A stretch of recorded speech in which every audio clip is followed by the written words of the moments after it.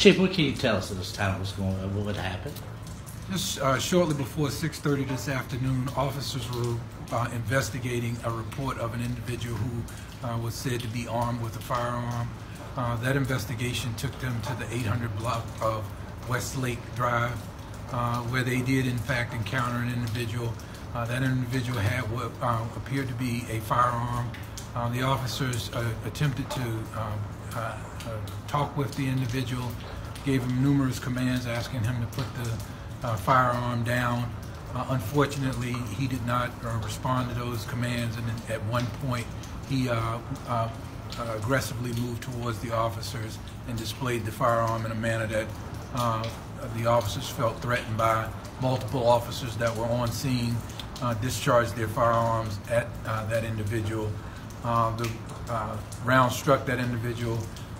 Immediately following the shooting, the officers rendered first aid to him, and he was transported to a local area hospital. Unfortunately, he succumbed to his injuries. The name of the individual we're not releasing at this point until we've had an opportunity to notify the next of kin. The officers who were involved, they've been all placed on administrative leave with pay, which is consistent with our department's policy. Also consistent with our department's policy is that we contact the Georgia Bureau of Investigations, and in this case we did that and asked that Georgia Bureau of Investigations handle the investigation of the police-involved shooting, and Special Agent Ayers is here with his team to do just that. Hey, Chief, was he on foot? Was he in a car or near a house? What is this address? He was initially in a vehicle, and as far as an address at this point, I don't have an address. I know that the vehicle stopped in a parking lot, and that's where the incident occurred. That parking lot is in the 800 block of Westlake Drive. How many of the officers responded?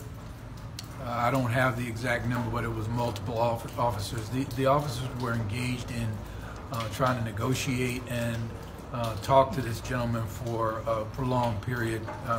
I would say in excess of 10 minutes, but I don't know the exact time frame. But it was quite a while, and there were quite a number of officers on scene. As far as but do we know how many times he was hit? Do we know that yet? He was struck multiple times, but we don't. Waiting on the autopsy results to give us that exact information. But so he was hit multiple times. Yes, sir.